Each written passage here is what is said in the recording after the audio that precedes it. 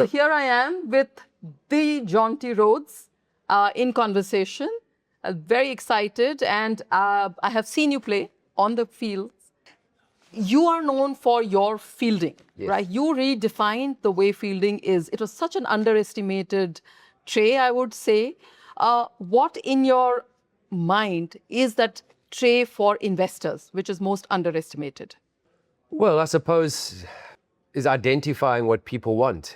Because you can have something that you think is a great idea, but if it's not relatable to the market, it's not going to get very far. So having passion, because I love my fielding, so it was certainly something that I was wanting to do.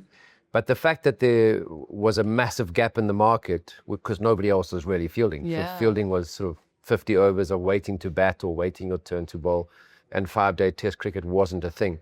And it was more a case of me understanding that here was where I could make a huge difference. So to go from 0 to 50 or 0 to 100, it was actually quite easy because there was nothing yet there. And the people took to it so quickly, and they just seemed to want more. So I think from that perspective, I provided something that wasn't just my passion, but it was something that the consumer wanted in a way.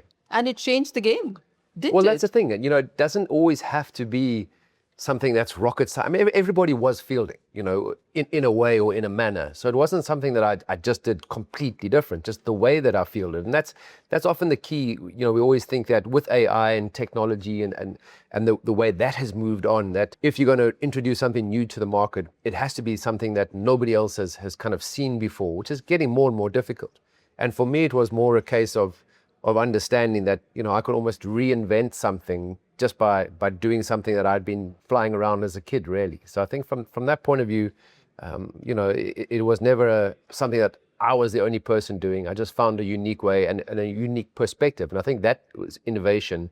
A lot of people don't understand that innovation is if you work in a corporate environment, or even from a startup perspective, innovation can be just your perspective. And that's a great thing about a team, is that we have 11 players on the field, and each of them is unique, and they bring that unique perspective into the team environment. And then we as coaches and managers need to ensure that they give that opportunity to express that uniqueness about them. Fantastic. I mean, I think that unique concept or innovation is what has been the trademark for you.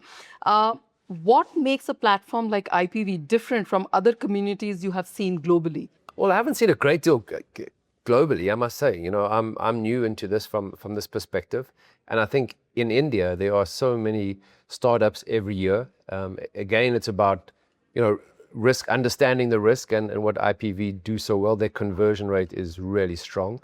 And from that perspective, it's really being prepared. And I think if you go back to the cricketing analogy, people from a preparation perspective, we don't just go out and wing it and hope things will happen. You really do need to be prepared. And I think in this day and age and in this market, that's what IPV is doing really well. Their homework and their preparation, their groundwork is exceptional. Absolutely. Thank you. That's nice to know that, that's one trait that you recognize. And in cricket, you move after a dropped catch, right? You just move on and you get on.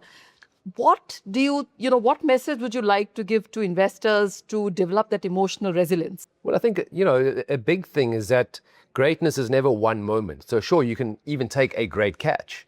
If you do drop a catch, it's about what do you do consistently. So if something hasn't worked, what is the system? What is working? And find ways to kind of bring it down to the real basics. And I think from my perspective as the world's best fielder at the time, because I was the world's only fielder, I did drop catches. The last thing that I did was I broke my finger in a World Cup game. It's the last time I touched a ball. I dropped a catch, broke my finger, and then had to exit the World Cup. So it does happen.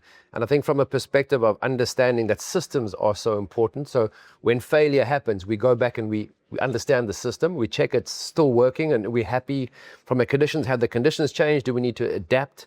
Or do we persevere? And do we knuckle down, take that knock or that drop as a learning and as a lesson, and we move forward from that? Nice. Oh, you had a broken finger? I don't remember seeing that.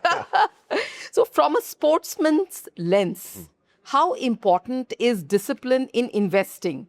And did you see that reflected in IPV's ecosystem? Well, I think from a from a sportsman's perspective, because we always talk about talent versus discipline, which is best. And I think we as coaches, we want disciplined players with talent or talented players with discipline, because one without the other doesn't get you very far. Like disciplined people, you know that you can almost work out a plan to them, because this is what makes them good, but they don't have the ability to or the agility to adjust and adapt to the various sort of the changes in the market. But a talented player without the discipline could well go to waste. They have one great season, one great game, but no consistency. And I think that's the key with IPV. It's not just about, one unicorn found and job is done. It's what is the system? Be disciplined, the same approach, and never get carried away or too far ahead of yourself. And that is the key with us as coaches. We just try and make sure that every time, whether it's success or failure, we just learning lessons from how can we continuously improve, even if it's just 1%, if it's one more investment that goes well. That's what we look for every single time. Fantastic. So nice to hear. My key takeaway is the improvement part, right? Even if it's the slightest. Yeah. My last question for you for today is, if angel investing were cricket format, Test, ODI, T20, which of it is you would qualify as angel investing? That is really interesting perspective. Good question. Not 50 overs. 50 overs is something that I don't think people are too interested in these days. I would have to say more around the test, because there's a lot. Test really is about, how you compete and how you perform under pressure. And angel investing is about that. It's not just throwing good money after bad. It's about really understanding the conditions and then having confidence to get involved. And I think Test cricket, it's in T20, 10 minutes can win or lose you a game. Absolutely. But in Test cricket, you can lose a session and bounce back. And I would have to say, from an angel investor's point of view, it's having that resilience and also having the patience and having the trust, in the people that you're investing in. And I think that is so important, because a lot of the investment is in a startup is around the founders, right? The passion that they have and what they've shown you. And I think that is the key with Test cricket. It's about trusting the people in the network, trusting the people in your team to do the job, that they've selected to do. And that's where I would kind of put the angel investor from a cricketing perspective or format. Five-day Test cricket. Which is converted to 4 now. So almost you have results in 4 days. Yeah. So thank you very much. pleasure. That was In Conversation with Jonty Rhodes, and angel investing is Test cricket. For sure. Thank you, Jonty. Pleasure.